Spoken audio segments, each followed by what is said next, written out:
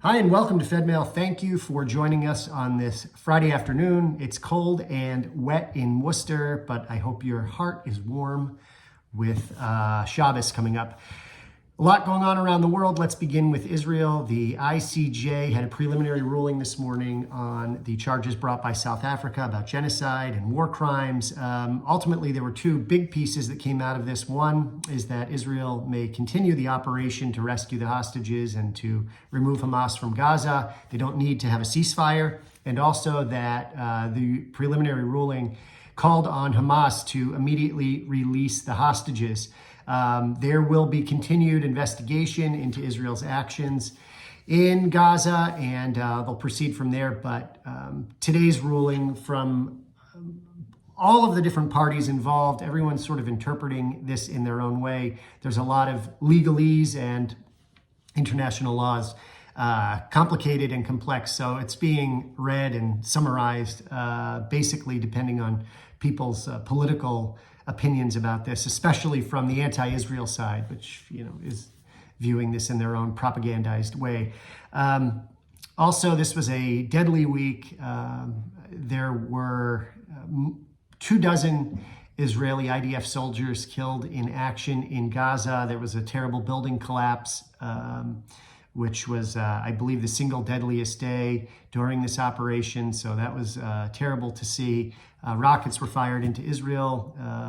There was continued hostility on the northern border. All of these are things that have happened continuously over the last few weeks. Secretary of State was in the region to discuss hostage release along with the director of the CIA. So there are some back channel communications taking place in hopes that the remaining hostages will be released imminently.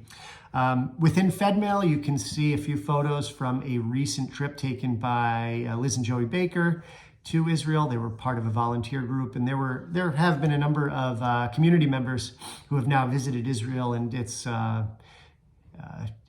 certainly enlightening to hear them speak about what is happening on the ground there and what their experience was like. So have a look at those photos, and you can read a little bit more about that experience below. In the coming weeks or in the coming days, there are a number of programs. This weekend, there is an artist in residence program at Beth Israel and a wonderful trivia night coming up on Monday evening at Redemption Rock with Rachel Stable. So we look forward to that. Also, if you're reading this or hearing this before 3 p.m. today, we have a flag raising in commemoration of International Holocaust Remembrance Day, which is normally on the 27th of January, which would be tomorrow. But because of Shabbat, we are holding our event today at Worcester City Hall.